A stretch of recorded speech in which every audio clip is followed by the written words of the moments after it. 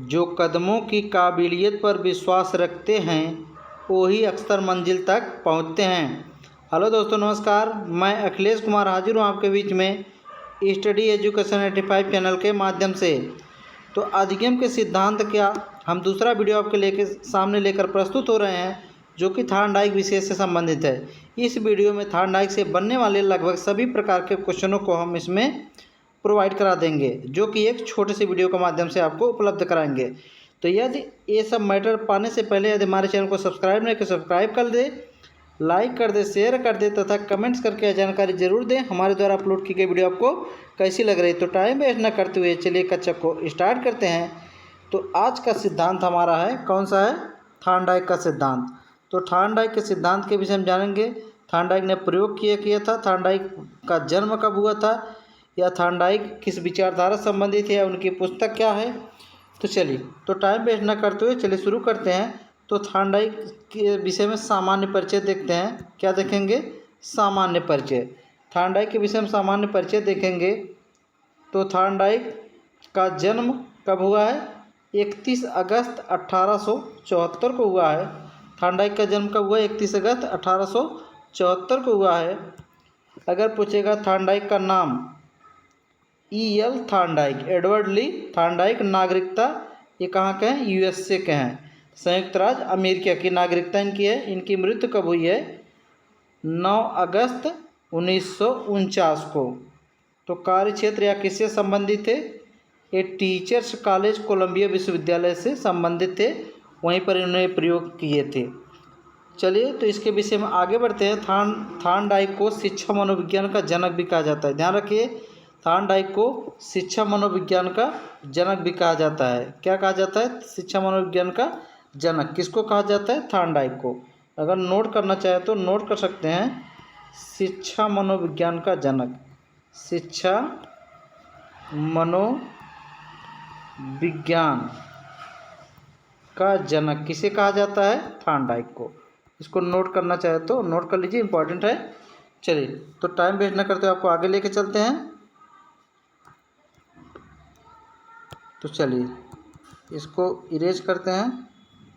1 minute दोस्त, कष्ट के लिए माफ़ी चाहूँगा। तो चलिए, तो थॉर्नडाइक की कुछ महत्वपूर्ण बुकें हैं जो आपके परीक्षा के लिए बहुत ही इम्पोर्टेंट है। इसको याद रखना बहुत ज़रूरी है।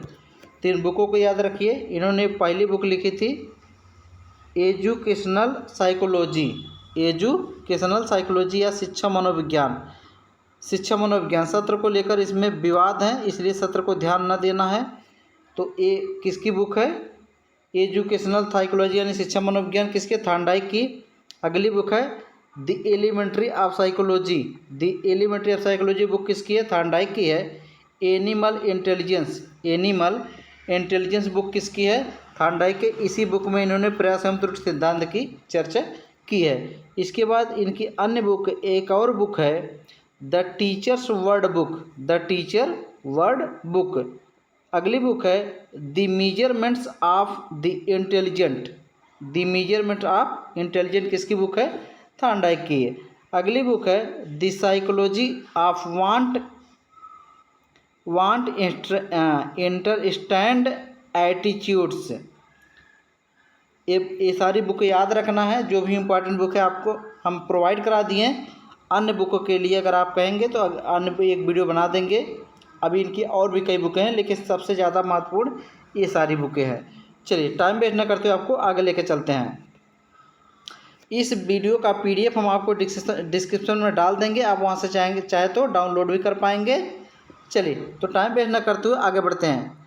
तो अगला पॉइंट है, इनके सिद्धांत के विषय में जानेंगे। किसके विषय में? थॉर्नडाइक के सिद्धांत के विषय में। थॉर्नडाइक के सिद्धांत का नाम था प्रयास एवं त्रुटि का सिद्धांत। क्या था? प्रयास एवं त्रुटि का सिद्धांत। इसी का नाम था trial and error theory, trial and error theory. तो इस सिद्धांत का अन्य नाम से क्वेश्चन बनता है, ध्यान रखिए। तो अन्य नाम में पहला हो जाएगा संबंधवाद का सिद्धांत, दूसरा योजनावाद का सिद्धांत, तीसरा आवृत्ति का सिद्धांत, चौथा कह रहा है कि बंध का सिद्धांत, और पांचवा कह रहा हर्ष व दुख का सिद्धांत, परिश्रम व धैर्य का सिद्धांत, ESR थ्योरी, उद्दीपन अनुक्रिया सिद्धांत। अब ध्यान रखिए संबंधवाद का सिद्धांत, क्योंकि संबंधवाद के सिद्धांत के संदर्भ में इनका बहुत बड़ा योगदान रहा है। योजनावाद का सिद्धांत, आवृत्ति का सिद्धांत, इसलिए इसका नाम इसलिए कहा गया कि इनके सिद्धांत बार बार आवृत्ति की जाती है। प्रयास त्रुटि, प्रयास त्रुटि, प्रयास त्रुटि, बार बार आवृत्ति होती है। तो बंध का सिद्धांत कहने का तात्पर्य है प्रयास एवं त्रुटि के मध्य एक बंध बनता है, एक अनुबंधन बनता है जिसके माध्यम से सीखना प्रारंभ होता है। हर्ष व दुख का सिद्धांत, हर्ष व दुख से यहाँ आशय यह है कि जिसे परिणाम अच्छा प्राप्त हो गया तो हमें खुशी हुई, अब परिणाम अगर गलत प्राप्त हो गया तो हमें दुख हुआ, क्योंकि बार बार प्रयास किया ही जा रहा है। परिश्रम और धैर्य का सिद्धांत, इनका सिद्धांत कहता है कि आप परिश्रम करेंगे और धैर्य बना के रखेंगे तो आप किसी सभी चीज़ों को सीख जाएंगे। अगला इन्होंने कहा ESR theory, stimulus response theory, stimulus response theory. ESR theory किसकी है? इन्हीं के, थार्नडाइक की। स्टिमुलस रिस्पांस थ्योरी यानी इसी को कहा गया उद्दीपन अनुक्रिया सिद्धांत, उद्दीपन अनुक्रिया सिद्धांत या स्टिमुलस आर से रिस्पांस। सब मिलाकर सिंपल से हम एक शब्दों में आपको कहना चाहते हैं, इनके सिद्धांत का जो अर्थ निकलता है, हम अपनी गलती व अनुभव से सीखते हैं। यानी हम गलती करेंगे, हमें एक अनुभव मिलेगा जिससे हम सीख कर आगे बढ़ पाएंगे। यह सिद्धांत इनका प्रेरित करता है आगे के लिए। चलिए आगे बढ़ते हैं। इन्होंने जो प्रयोग किया था उस प्रयोग वाले इनके जानवर का क्या नाम था? बिल्ली थी। बिल्ली कैसी थी? भूखी बिल्ली। समझ लीजिए, ध्यान रखिए, बहुत अच्छा प्रयास है। अब इन्होंने एक प्रकार की बिल्ली को पिंजड़े में बंद कर दिया। बिल्ली कैसी थी? भूखी थी, इसको पिंजड़े में बंद कर दिया। यहाँ पर मांस का टुकड़ा रख दिया। क्या रख दिया? मांस का टुकड़ा। बिल्ली कैसी थी? भूखी थी। आपको यह देख रहा होगा ये लीवर लगा हुआ है जिसको चटकनी कहते हैं। बिल्ली बार बार प्रयास करती है, खाने को देखती है, उसको बार बार प्रयास करती है खाना उसको मिल जाए, तो बार बार पिंजड़े में उछल कूद करती है। एक समय ऐसा आता है कि बिल्ली का पैर जो है इसी लीवर पर पड़ जाता है। अब जैसे इस लीवर पर पड़ता है तो इसका सिस्टम ऐसा ये लगा हुआ है दोस्तों, देखिए जैसे पड़ता है तो ये दरवाज़ा ऑटोमेटिक खुल जाता है। जब दरवाज़ा खुल जाता है तो बिल्ली बाहर आकर मांस खा लेती है। फिर ये प्रक्रिया कई चरणों में होता है। इन चरणों को देखते हैं किस माध्यम से ये प्रयास करती है। चलिए आगे देखते हैं। तो इन कुल मिलाकर बिल्ली के चरणों को देखिए ध्यान से, थोड़ा ध्यान लगाएंगे अच्छे से समझ में आ जाएगा। चलिए समझाते हैं। बिल्ली, सब मिलाकर बिल्ली पिंजड़े में बंद भूखी बिल्ली तथा पिंजड़े के बाहर भोजन। प्रयास देखिए तो R1 पहला रिस्पांस जो है इसका, बिल्ली के द्वारा पिंजड़े में उछल कूद करना। बिल्ली पहले क्या करती? पिंजड़े में उछल कूदती है। दूसरा प्रयास ये करती है बिल्ली के द्वारा पिंजड़े की सलाखों को हिलाना, उस भोजन को देखती सलाखों को हिलाने का प्रयास करती है। तीसरे में कहती है कि बिल्ली के द्वारा सलाखों के बीच से निकलने की कोशिश करना, तीसरे प्रयास में। चौथा प्रयास करती है बिल्ली के द्वारा पिंजड़े को खोलने वाले लीवर को दबाना तथा बाहर निकलकर भोजन प्राप्त करना। यानी आपसे क्वेश्चन पूछेगा कि थार्नडाइक के अनुसार बिल्ली कुल कितने प्रयासों में भोजन को प्राप्ति कर लेती है? तो कुल लगभग 4 प्रयासों में भोजन की प्राप्ति कर लेती है, यानी R4 के माध्यम से। और देखिए स्टिमुलस और रिस्पांस के मध्य एक बंधन बन रहा है, यानी उद्दीपक अनुक्रिया के मध्य एक बंधन बन रहा है, जिसलिए इसका नाम क्या पड़ा? उद्दीपक और अनुक्रिया का सिद्धांत। यानी उद्दीपक तथा संतोषप्रद अनुक्रिया के मध्य बंधन बन जाना। क्या है? उद्दीपक और अनुक्रिया के मध्य बनने वाले बंधन को उद्दीपक अनुक्रिया बंध कहते हैं। चलिए, तो इस तरीके से आपने एक छोटे से वीडियो के माध्यम से थार्नडाइक के सिद्धांत को आसानी से समझ लिया। इस थार्नडाइक के सिद्धांत की कुछ शैक्षिक उपयोगिता है जो कि आपकी परीक्षा के लिहाज से बहुत ही महत्वपूर्ण है। चलिए, तो आपको उसके विषय में थोड़ा सा हम बता देते हैं। तो उसके विषय में शैक्षिक उपयोगिता की दृष्टि आप देखेंगे, यानी यह सिद्धांत पूछेगा किसके लिए उपयोगी है? तो मंद बुद्धि बालकों को सामान्य बुद्धि में लाने के लिए उसको इसी सिद्धांत के माध्यम से शिक्षा दी जाती है। दूसरा, यह सिद्धांत करके सीखने पर बल देता है। किस पर? करके सीखने पर बल देता है। अगला, यह सिद्धांत क्रमिक रूप से सरल से कठिन शिक्षण सूत्र पर सीखने बल देता है। यानी पहले आप सरल सीखेंगे फिर कठिन, यानी जैसे किसी चीज़ के विषय में जानकारी बार बार प्रयास करें, कुछ सीख जाएंगे, इसके बाद फिर आप कठिन कार्यों को भी आसानी से सीख पाएंगे।